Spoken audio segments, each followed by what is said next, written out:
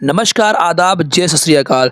दोस्तों, आज के इस वीडियो में बात करने वाले हैं 8वें वेतन आयोग की। 8वें वेतन आयोग में बहुत सारी खबर आ रही है, उन सभी खबर को आज के इस वीडियो में देखने वाले हैं। अगर आप चैनल पे नए हैं तो चैनल को कर लीजिएगा सब्सक्राइब, क्योंकि यहाँ पे मिलता है आपको सबसे पहले सटीक अपडेट। भाई, यहाँ पे आपको मिलने वाला है इस वीडियो में 8वें वेतन आयोग में क्या रहेगा फिटमेंट फैक्टर और कितनी बढ़ सकती है सैलरी, और साथ में बहुत सारे मीडिया रिपोर्ट्स के जो न्यूज़ आ रहे हैं उन सभी पर हम लोग यहाँ पे चर्चा करने वाले हैं। तो आइए वीडियो को यहाँ पे शुरू करते हैं। भाई, यहाँ पे देख पा रहे हैं न्यूज़ में बहुत सारी चीज़ें निकल के आ रही हैं, जिसमें आप एक तरीके से ये देख सकते हैं। सबसे बड़ा सवाल है कितना रह सकता है फिटमेंट फैक्टर, सबसे बड़ा सवाल है। तो आज के इस वीडियो में हम देखने वाले हैं कि हमारा फिटमेंट फैक्टर क्या रह सकता है और हमारी सैलरी कितनी बढ़ सकती है। पूरी सैलरी की गणना करने वाले हैं दोस्तों इस वीडियो में। वीडियो को पूरा जरूर देखिएगा, इसके बिल्कुल मत कीजिएगा। भाई, सबसे पहले यहाँ पे देखिए, रिपोर्ट्स के मुताबिक पूर्व फाइनेंस सेक्रेटरी सुभाष चंद्र गर्ग का मानना है कि सरकार कर्मचारियों की सैलरी में बदलाव के लिए 1.92 के फिटमेंट फैक्टर पर समझौता कर सकती है।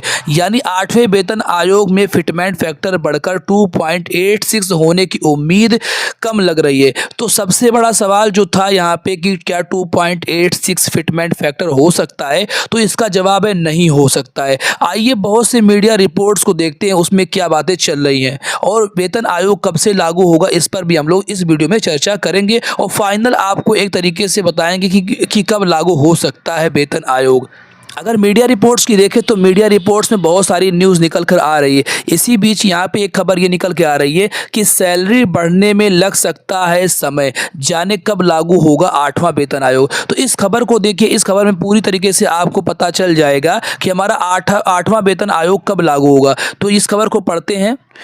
इस खबर में है, केंद्रीय कर्मचारियों को 8वें वेतन आयोग के लिए अभी और इंतजार करना पड़ सकता है। जानकारों का मानना है कि नए वेतन आयोग की वृद्धि लागू होने में 2-3 साल का समय लग सकता है। इस मीडिया रिपोर्ट्स में ये आ रहा है कि 2-3 साल का समय और लग सकता है 8वें वेतन आयोग को पूरी तरीके से बनकर तैयार होकर लागू होने में। लेकिन मेरा मानना है कि इतना लंबा समय नहीं लगेगा। लेकिन पूरी न्यूज़ पढ़ते हैं और देखते हैं कि क्या है पूरी खबर।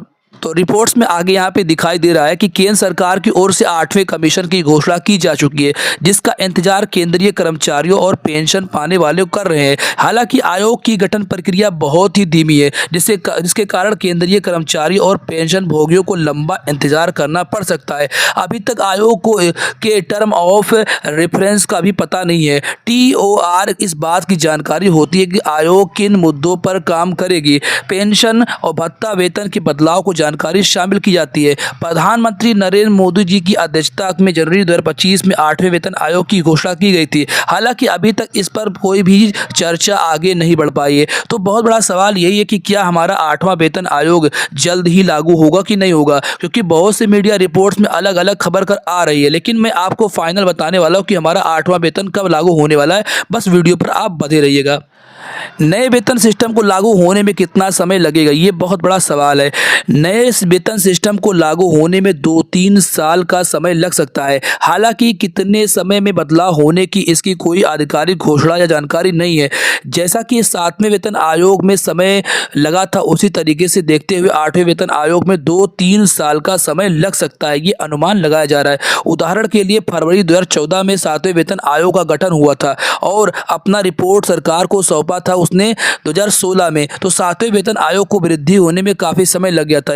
इसी तरीके से उम्मीद है कि इस 8वें वेतन आयोग को फॉलो होने में 2027 का समय लगेगा। लेकिन देखिए, सरकार क्या करने जा रही है किसी को पता नहीं है। सरकार हो सकता है कि 8वें वेतन आयोग में वेतन आयोग लाए ही ना, बल्कि डायरेक्टली तनख्वाह आपकी बढ़ा दे, आपकी तनख्वाह में डायरेक्टली वृद्धि कर सकती है। सरकार कुछ भी कर सकती है, सरकार के ऊपर है। भाई, यहाँ पे जो खबर थी उसको मैंने बता दिया है। अब आइए देखते हैं कि हमारी जो सैलरी कितनी बढ़ सकती है। आइए कैलकुलेट करके आपको हम बताते हैं। तो सबसे पहले देखते हैं कि हमारा 6वां वेतन आयोग जब लागू हुआ था तो उसमें फिटमेंट फैक्टर क्या था। तो 6वें वेतन आयोग में फिटमेंट फैक्टर 1.86 था, जिसमें हमारे वेतन वृद्धि कितना हुआ था, सैलरी इंक्रीज जो हुआ था वो 40% हो गया था। भाई, इसके अलावा अगर 7वें वेतन आयोग में देखें तो हमारी जो सैलरी है उसमें फिटमेंट फैक्टर 2.57 लगा था, जो सबसे ज़्यादा है। यानी कि अभी अभी तक इतना फिटमेंट फैक्टर नहीं लगा है। 2016 में जब वेतन आयोग लागू हुआ था तो सबसे ज़्यादा फिटमेंट फैक्टर था। इसमें जो सैलरी इंक्रीमेंट था वो सबसे ज़्यादा 43% हुआ था। तो यहाँ पे सबसे बड़ा सवाल है कि 8वें वेतन आयोग में हमारी सैलरी कितनी बढ़ेगी। तो 8वें वेतन आयोग में जिस तरीके से लोग बात कर रहे हैं कि 2.86 से 3.0 तक हमारी यहाँ पे फिटमेंट फैक्टर हो सकती है, जिसमें 40 से 50% लोग कह रहे हैं कि हमारी सैलरी में इंक्रीमेंट हो सकता है। लेकिन ये सब बातें अनर्गल है भाई, ऐसा कुछ होने वाला नहीं है। सरकार हमारी जो सैलरी है 1.92 से लेकर 2.46 मैक्सिमम बढ़ा सकती है। सरकार चाहे तो इस सैलरी को 2.08 भी कर सकती है। तो जो अप्रॉक्स यहाँ पे फिटमेंट फैक्टर संभावना है लगने की 1.92 है। जो सबसे ज़्यादा लगने की संभावना है 1.92 है। इसके बाद अगर सरकार चाहे तो 2.08 फिटमेंट फैक्टर लगा सकती है, लेकिन 3 पॉइंट का यहाँ पे कोई भी इसका उम्मीद नहीं है। ये बहुत ही अप्रत्याशित है भाई। और सैलरी में इंक्रीमेंट 40 से 50% होने की कोई संभावना नहीं है, क्योंकि इसका सबसे बड़ा आधार है कि इस बार जो हमारा डीए वो सिर्फ 58% है और 7वें वेतन आयोग में डीए जो था हमारा 125% था। तो इस तरीके से हम कह सकते हैं कि हमारा 8वां वेतन आयोग में जो सैलरी बढ़ने वाली है उसमें फिटमेंट फैक्टर 1.92 होने वाला है।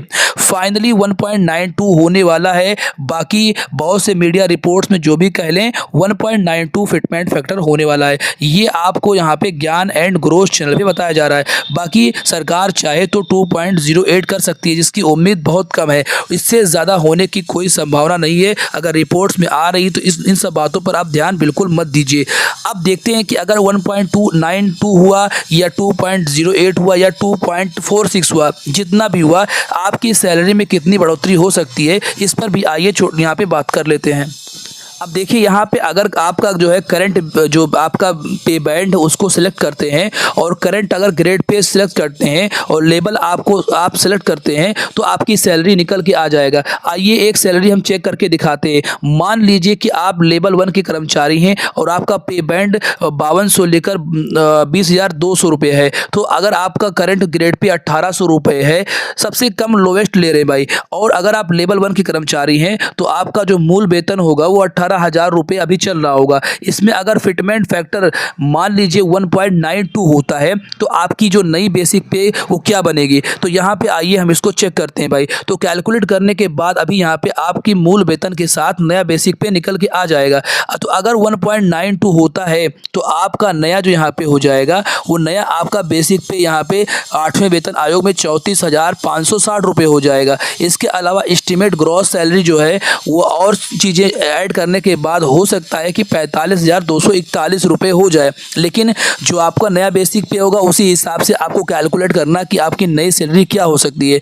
अब इसी बेस पर अगर मान लीजिए जो ये सैलरी आपको बताई गई है ये एक्स सिटी के लिए यहाँ पे एचआरए है। अगर मान लीजिए आपका एचआरए बिल्कुल यहाँ पे लो है, बिल्कुल जेड सिटी में आप आते हैं, ओल्ड बिल्कुल पिछड़े इलाके में आते हैं, तो आपकी यहाँ पे सैलरी कितनी होगी। आपका मूल वेतन अगर 18,000 रुपये है, अगर इसको कैलकुलेट किया जाए तो यहाँ पे आपकी सैलरी 38,675 रुपये निकल कर आती है यहाँ पे पूरी तरीके से एचआरए को ऐड करके।